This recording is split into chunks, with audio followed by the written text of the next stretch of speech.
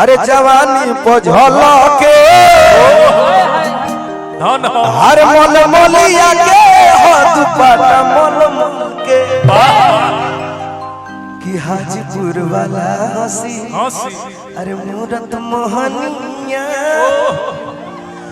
मुस्की महाराज गोज वाला बरनिया आओ बुड़की मार बाबू अरे पटना के रोका होई देखो पैसा आवे तो रुपया के बारिश हो गई बलिंदर भाई की ओर से जब पैसा आवे तो बंद कर दो। हां ई पैसा दे के ई आशीर्वाद हो ई पैसा ना आशीर्वाद हो ई फरक बजावे वाला सब दे के जरूरत तो जरूरत हमार बगली भरत आगे आगे दिलदारवा का करत अरे जरूरत तो खाना भेजवा दी तोहरो लेके जाई बलिंदर भाई को बड़ी पुरस्कार भाई तो मूड में हो यार ए तो पटना के जवानी पझल के मनमलिया के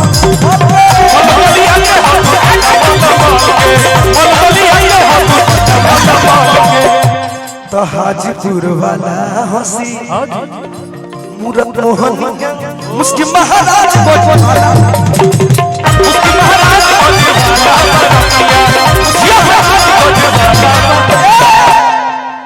क्या बात है अब जाना तो मूड में आओ तब लो धीरे धीरे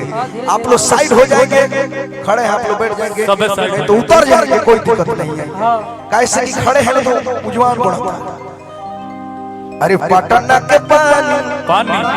अरे जवानी पझल के मन मलिया के हो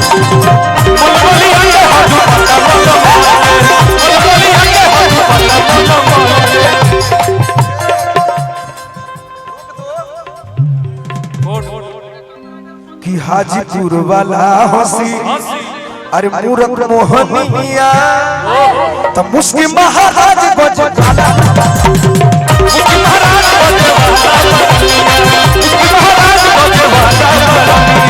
और अरे बक्सर के बिंदिया सटलू विकास सिंह की ओर से पुरस्कार अरे बक्सर के बिंदिया सटलू हर चंपारण के चश्मा होला गेलू सुगन का हो कौना जिला के जिलेबी हो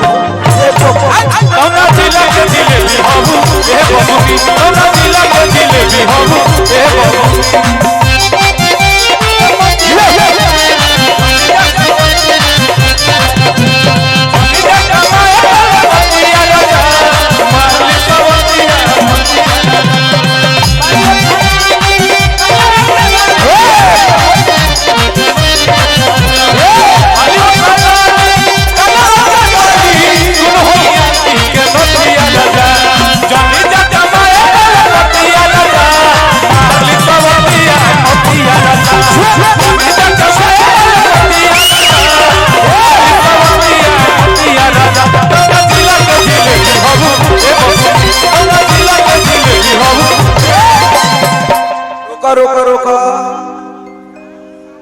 हरे सोनपुर वाला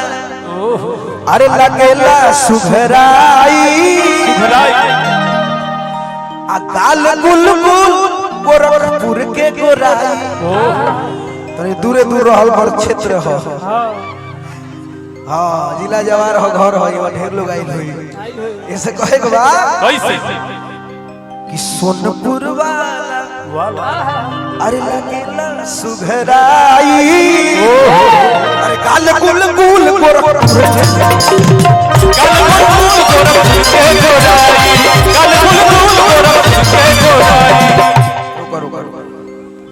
हेलो के रउआ दे देते अच्छा लगे लहो तोहरो बहने हो गई हो परी भाई घर रहन मत बहन तोहरो बहन हो गई रहन लोग के बहन को रहन मत ए वाह वाह एकरा बाद हम अपन पुनीत प्यारे के भी खड़ा कराए जो हम सबसे दुलारे छोटा भाई इकलौता जीनियस पीस है ए तो सोनपुर वाला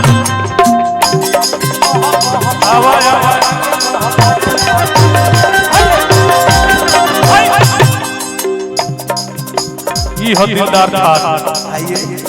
वाह वाह सोनपुर वाला लगेला सुघराई काल कुल कुल गोरखपुर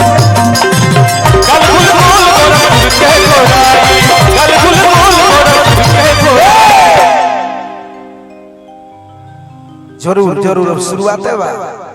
त जाहिद कहले हो अरे टुकड़ा तू जान के चांद के आ तोह के बताई लइका छापरा सिवान के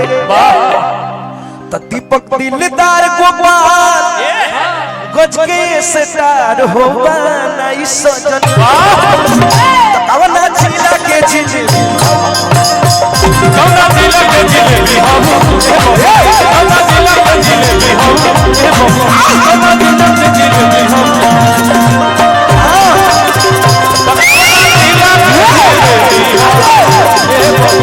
कौना जिला के जिलेबी हम कौना जिला के जिलेबी हम कौना जिला के जिलेबी